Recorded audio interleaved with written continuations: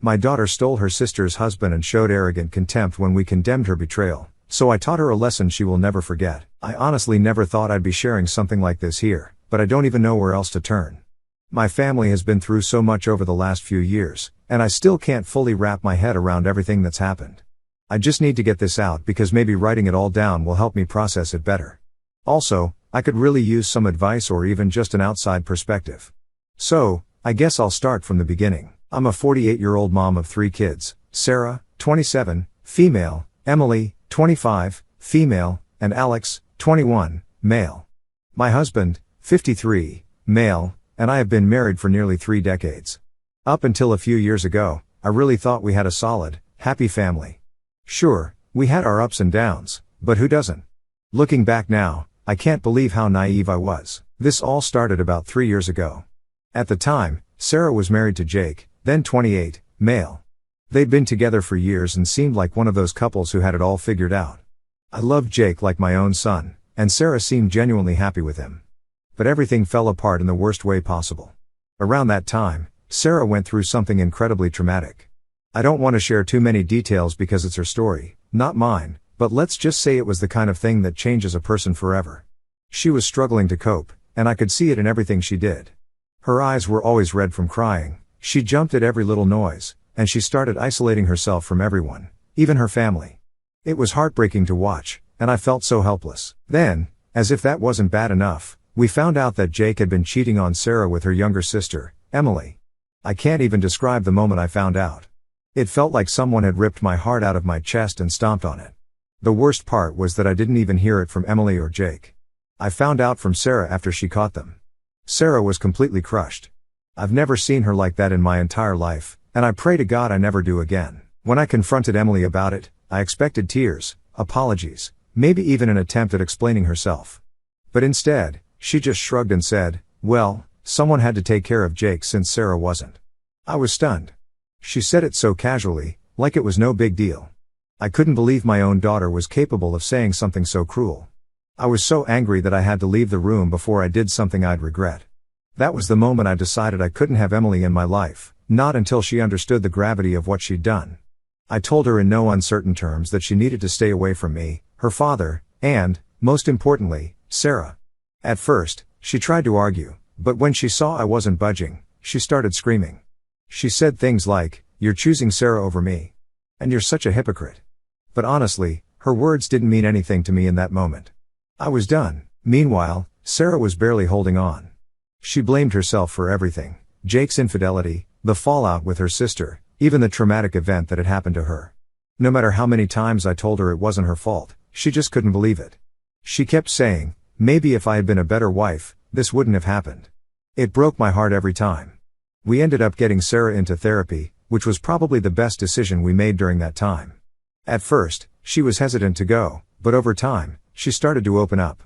Therapy didn't fix everything overnight, but it gave her the tools she needed to start healing. Slowly but surely, she began to find herself again. She even started going out with friends and pursuing hobbies she'd given up on. Seeing her smile again after everything she'd been through was like a breath of fresh air. Emily, on the other hand, didn't seem to have any remorse for what she'd done. After Sarah and Jake's divorce, Emily and Jake went public with their relationship. They didn't even try to be discreet about it.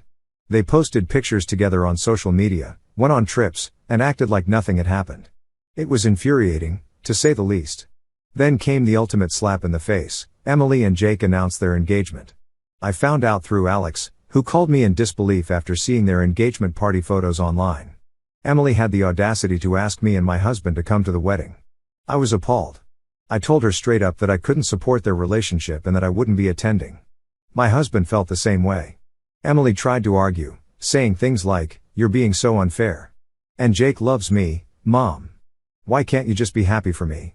But I wasn't having it. I also gave her a warning, which I still stand by to this day: if Jake cheated with you, he'll cheat on you. It's only a matter of time.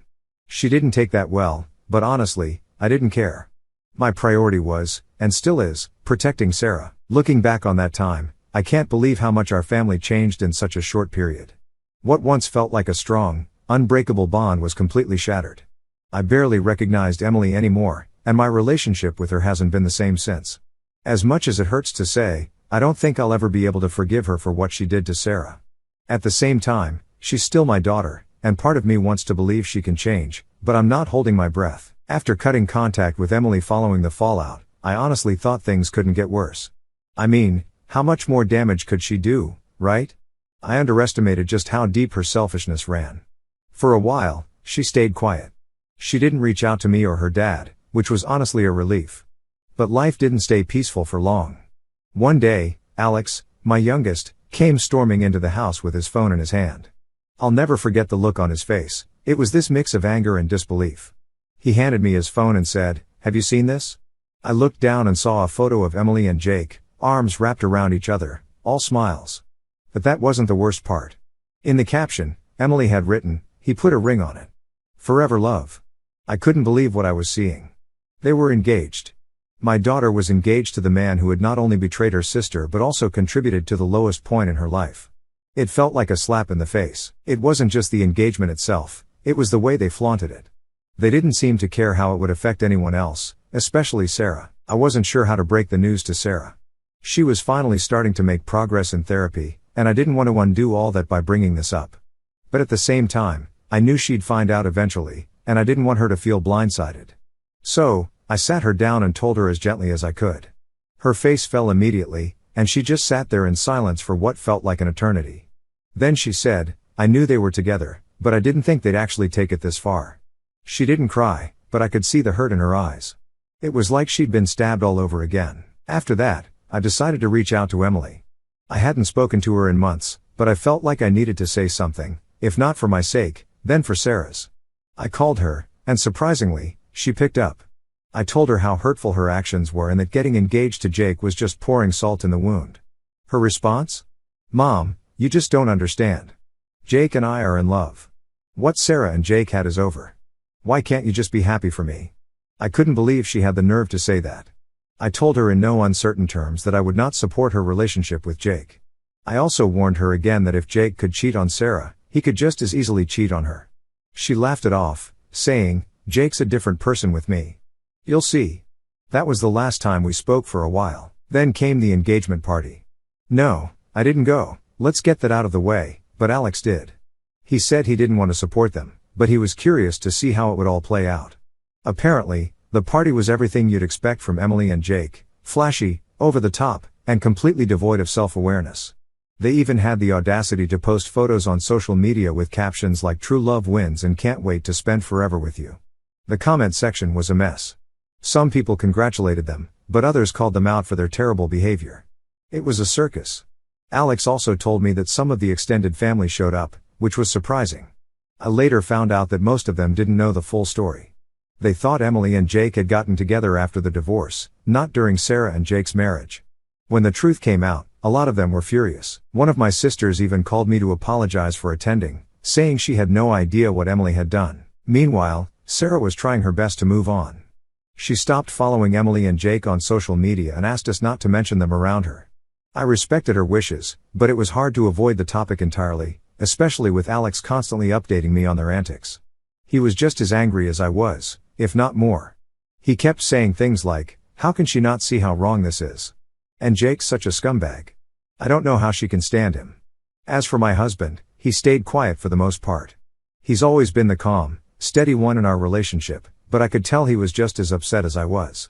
One night, after a particularly rough day, he sat down next to me and said, "I don't know where we went wrong with Emily.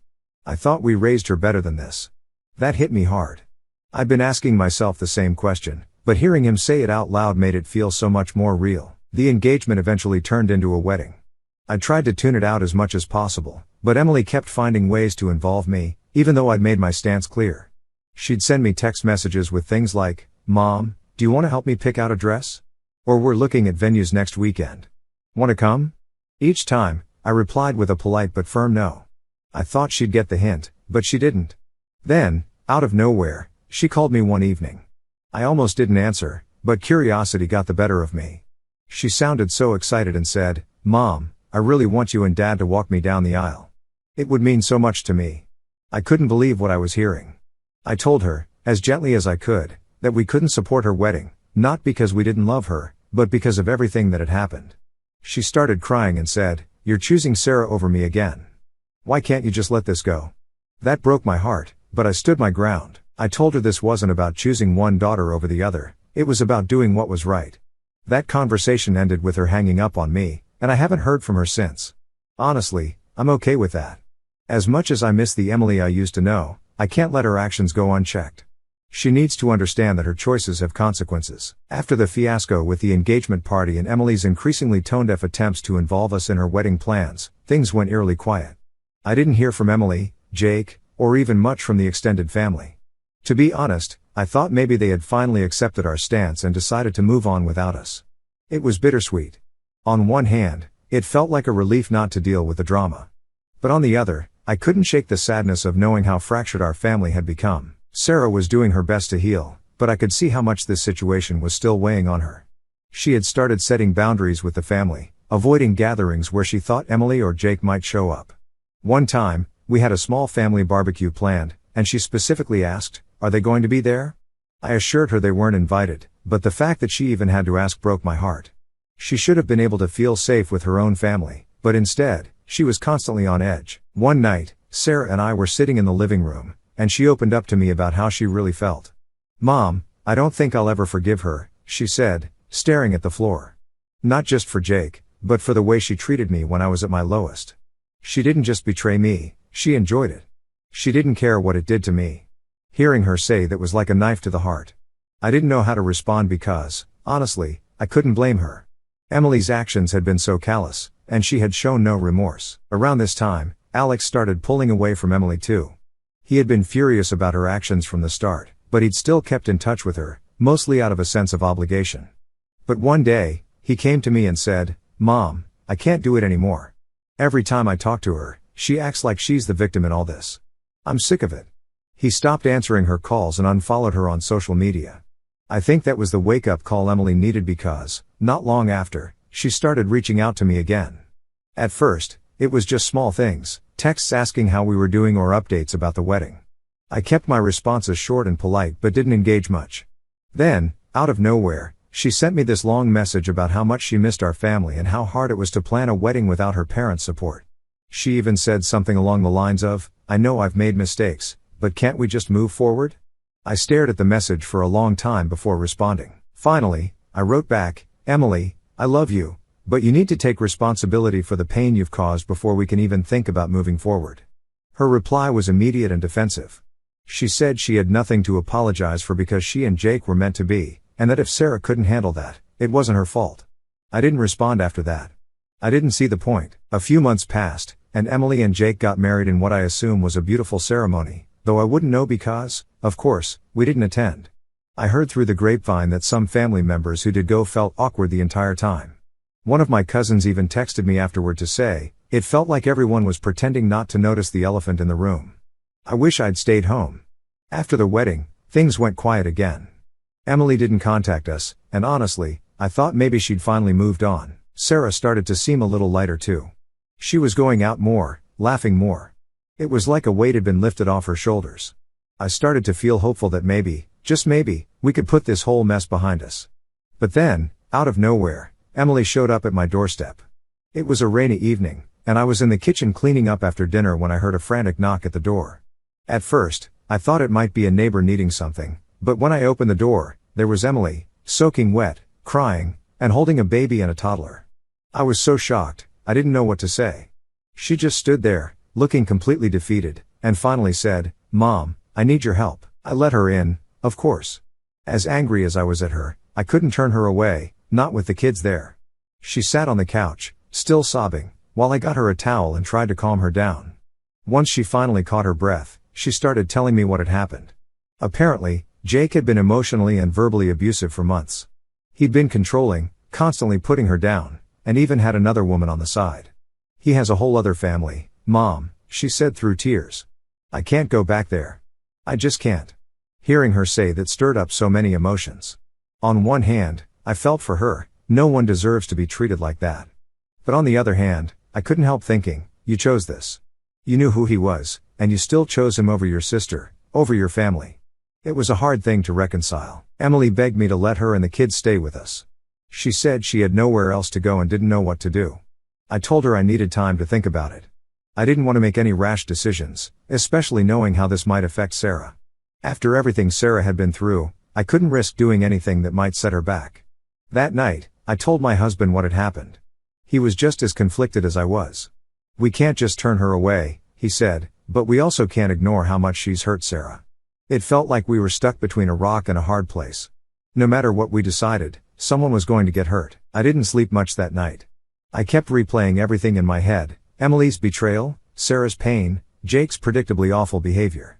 I didn't know what the right thing to do was, but I knew one thing for sure: whatever decision I made, it had to be for the good of the family as a whole, not just for Emily, not just for Sarah, but for everyone. After Emily showed up at my door with her kids, my life was thrown into chaos yet again. I spent most of that first night sitting up in the living room, staring at her sleeping on the couch with her baby in her arms. The toddler was curled up on the floor beside her, clutching a worn-out stuffed animal. It was such a stark contrast to the confident, even smug, version of Emily I'd seen over the past few years. She looked fragile, broken even, and I didn't know what to make of it. When morning came, I decided I couldn't put off the conversation any longer. I gently woke her up and handed her a cup of coffee. "We need to talk," I said. She nodded, looking like she knew it was coming. I asked her to tell me everything: how she ended up in this situation, why she came to me, what she wanted me to do. Emily told me that things with Jake had started falling apart not long after they got married. She said he'd become controlling, monitoring her phone and criticizing her constantly. She tried to brush it off at first, thinking it was just stress or maybe some growing pains as they adjusted to married life. But then he started disappearing for long stretches of time, and she began to suspect he was cheating. It wasn't until she found texts and photos that she realized he had been living a double life for over a year. As she spoke, I let her get it all out. Part of me wanted to say, "What did you expect?" But I held back. Her voice was trembling, and I knew a lecture wasn't what she needed, not yet, anyway. When she finished, she looked at me with tears in her eyes and said, "I know I've messed up, Mom, but I don't have anyone else to turn to." That's when the guilt started creeping in. As much as I hated what Emily had done, she was still my daughter, and those kids, my grandkids, were innocent in all of this. I told her I needed time to think about it and that I wasn't making any promises. She nodded and said she understood, but I could tell she was disappointed. I decided the next step was to talk to Sarah. I couldn't make a decision about Emily without considering how it would affect her. That afternoon, I called her and asked if she could come over. She sounded hesitant but agreed. When Sarah arrived, she immediately noticed Emily's things in the hallway. Her face fell, and I knew this conversation was going to be harder than I thought. We sat down at the kitchen table, and I explained the situation as calmly as I could. I told her about Emily's troubles with Jake and how she'd shown up at our door with nowhere else to go. Sarah listened quietly, her expression unreadable. When I finished, she took a deep breath and said, "Mom, I get that you want to help her, but you have to understand, I can't be around her. Not after everything she's done. I've worked so hard to move on, and I can't go backward." Her words hit me like a ton of bricks. I knew she was right. Emily's presence in our home would reopen wounds that Sarah had spent years trying to heal. But at the same time, I couldn't just abandon Emily and her kids. I felt like I was being forced to choose between my daughters, and it was tearing me apart. My husband was just as conflicted as I was. That evening, we sat down to talk about it, and he said, "I don't think there's a right answer here. No matter what we do, someone is going to get hurt."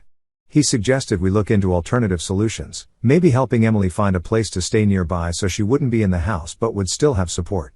It wasn't a perfect plan, but it felt like the best compromise we could come up with. The next day, I told Emily about our decision. I explained that while we couldn't have her staying with us, we would help her find an apartment and cover the first month's rent. I also offered to help with daycare for the kids so she could look for a job.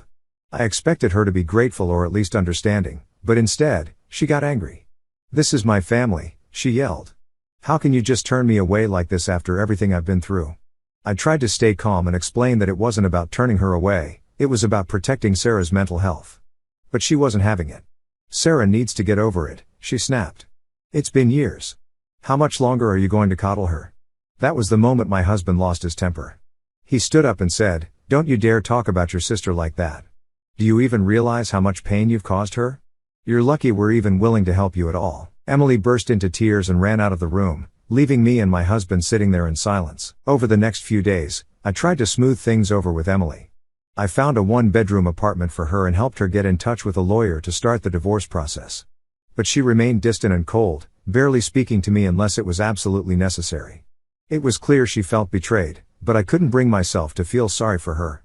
She was finally facing the consequences of her actions, and while it was painful to watch, I knew it was necessary. As for Sarah, I made a point to check in with her regularly and reassure her that she was my priority. She seemed relieved when I told her Emily wouldn't be staying with us, but I could tell the whole situation was still weighing on her. "I just want things to go back to how they used to be," she said one day, "but I know they never will." She was right. No matter what I did, our family would never be the same. But I had to believe that we could find a way to move forward, maybe not as the happy, united family we once were, but as something new, something that worked for everyone. Once Emily moved into the small apartment my husband and I helped her secure, I thought things might settle down. It wasn't ideal, far from it, but it seemed like a step forward. At least she had a roof over her head and a place to regroup. We also paid for a couple of weeks of daycare for the kids so she could start job hunting. It was the best we could do under the circumstances, especially since tensions were still high between her and the rest of the family. But things didn't go as smoothly as I'd hoped. Emily wasn't exactly grateful for the help. In fact, she seemed to resent it. She kept complaining about the size of the apartment, the lack of amenities, and the area, not unsafe, but definitely not luxurious. I tried to remind her that it was temporary, that she needed to focus on rebuilding her life, but she wasn't having it. "I can't live like this, Mom," she said during one of our phone calls. "I have 2 kids. They deserve better than this." I bit my tongue, wanting to say, "They deserve better than Jake, too," but here we are. Instead, I calmly reminded her that this was a starting point, not a permanent situation. "You're going to have to put in the work," I said. "This isn't going to fix itself overnight." The job hunt wasn't going well either. Emily hadn't worked in years, and her resume was practically empty. She applied to a few places, mostly retail and customer service jobs, but she didn't seem motivated to follow up. "They're not going to hire me," she said one day, almost as if she'd already decided it was a lost cause. It was frustrating to see her so defeated, especially knowing that she had no choice but to make it work. But no matter how much I tried to encourage her, it felt like my words were falling on deaf ears. Meanwhile, the rest of the family was still reeling from her sudden reappearance. Word had spread that Emily was back in town and staying in an apartment we'd helped her find. Some of my siblings called to voice their opinions, most of them negative. "After what she did to Sarah, you're still helping her?"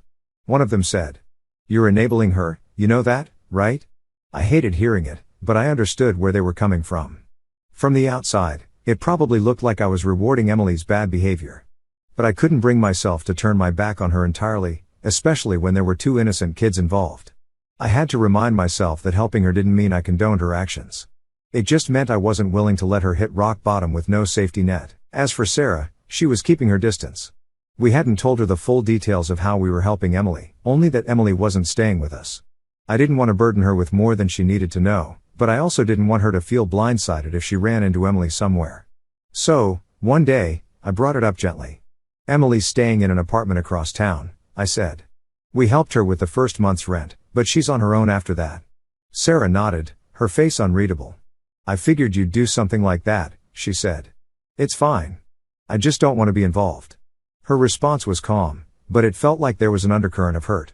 I knew she was trying to be understanding, but I couldn't shake the feeling that this was putting a strain on our relationship. Then there was Alex. He was furious when he found out we were helping Emily at all. "Why are you bending over backward for her after everything she's done?" he asked one night. "She doesn't deserve it."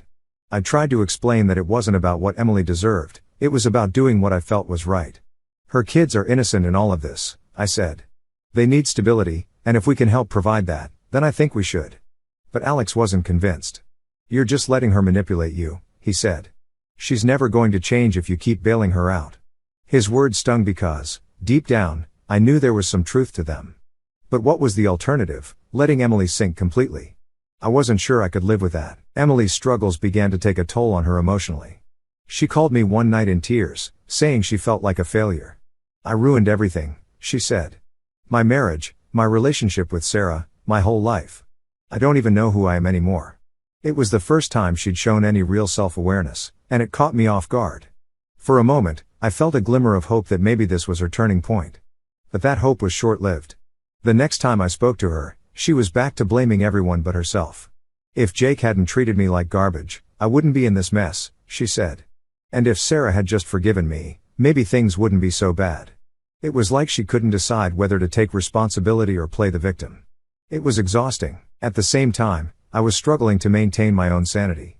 Between managing Emily's situation, supporting Sarah, and dealing with the fallout from the rest of the family, I felt like I was constantly walking on eggshells.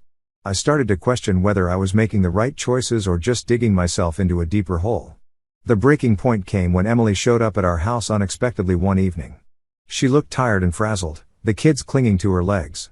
"I need to stay here, just for a few nights," she said. My heart sank. "Emily, we've been over this," I said. "You can't stay here.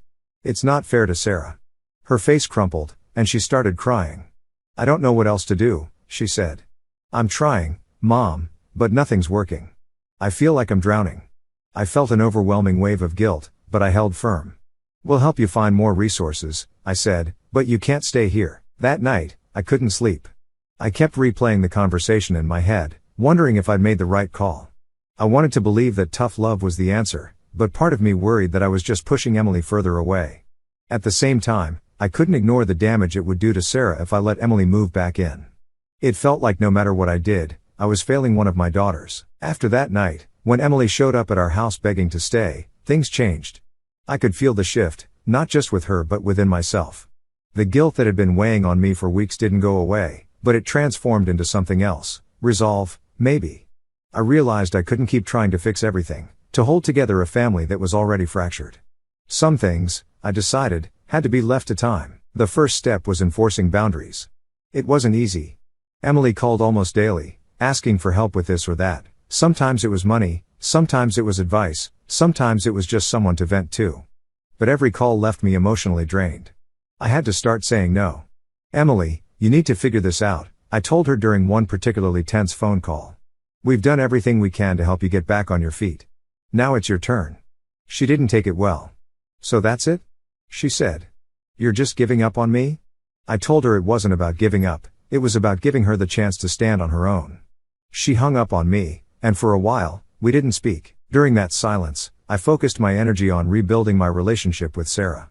She'd been distant ever since Emily re-entered the picture, and I couldn't blame her. I had been so caught up in managing Emily's crisis that I hadn't given enough attention to Sarah's feelings. One evening, I invited her over for dinner, just the two of us. I wanted to create a safe space where she could speak freely. At first, the conversation was light, work, hobbies, her friends, but eventually, the topic shifted to Emily. "I don't know how you do it, Mom," Sarah said.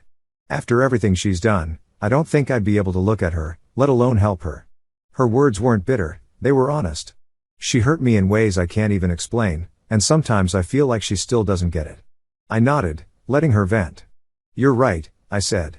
"She doesn't get it, not fully, and I don't know if she ever will, but I also know she's my daughter, and as much as she's hurt you, and me, I can't just walk away from her." Sarah sighed. "I get it," she said. "I don't like it, but I get it." That conversation marked a turning point for us.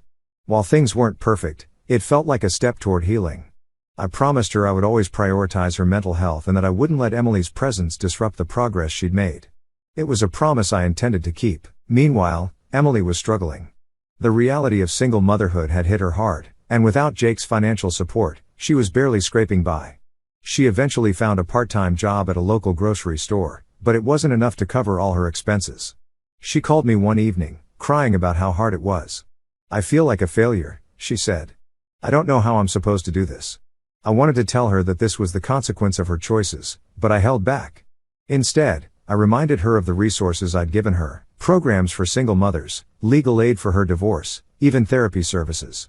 "You have tools, Emily," I said. "You just need to use them." But her pride got in the way. She didn't want to ask for help from anyone but me, and I wasn't willing to be her crutch anymore. It was tough love, but it was necessary. Slowly, she started taking more responsibility. It wasn't a perfect transformation. There were setbacks, moments where she lashed out or fell into old patterns, but it was progress. Alex, on the other hand, had completely cut ties with Emily. He refused to answer her calls or even acknowledge her existence. "I don't have time for her drama," he told me when I asked if he'd consider reaching out. "She made her bed, now she has to lie in it." While I didn't agree with his approach, I respected his decision. Everyone had their own way of coping, and this was his. As for the extended family, most of them stayed distant from Emily as well. Some openly voiced their disapproval of her actions, while others simply avoided her altogether. One of my sisters, who had been close to Emily growing up, told me, "I love her, but I can't support what she did to Sarah. Maybe someday, but not now." It was a sentiment I heard often, and while it hurt, I understood it. Months turned into a year, and the dust started to settle. Emily eventually moved into a slightly bigger apartment after picking up a second job. She seemed more stable, though the cracks were still there. She didn't talk about Jake much anymore, except to say that the divorce was finalized and he'd moved out of state. "Good riddance," she said when she told me. I could tell there was still a lot of anger there, but at least she was starting to move on. Sarah, meanwhile, was thriving. She had a new job she loved, a supportive group of friends, and even started dating someone new, a kind, patient man who treated her the way she deserved to be treated. When she introduced him to me and my husband, I saw something in her I hadn't seen in years: hope. It was a reminder that healing was possible, even after the deepest wounds. As for me, I've learned to accept that my family will never be what it once was. There's no fixing this, not in the way I initially hoped. But that doesn't mean we can't move forward. It just means we have to redefine what moving forward looks like. I still see Emily occasionally, mostly for the sake of the kids. They're beautiful, bright little souls who remind me that despite all the pain, there's still joy to be found. Sarah hasn't spoken to Emily since the fallout, and I don't push her to. I've learned that healing looks different for everyone, and it's not my place to dictate what that should look like. In the end, I don't know if I made all the right choices. I'm sure there are things I could have handled better, things I should have said or done differently. But I did the best I could with the hand I was dealt, and I think that's all any of us can do. To anyone reading this who's struggling with family issues, know that it's okay to set boundaries. It's okay to prioritize your own mental health, and it's okay to let go of the idea that things will ever go back to the way they were. Sometimes, moving forward means letting go, and that's okay too.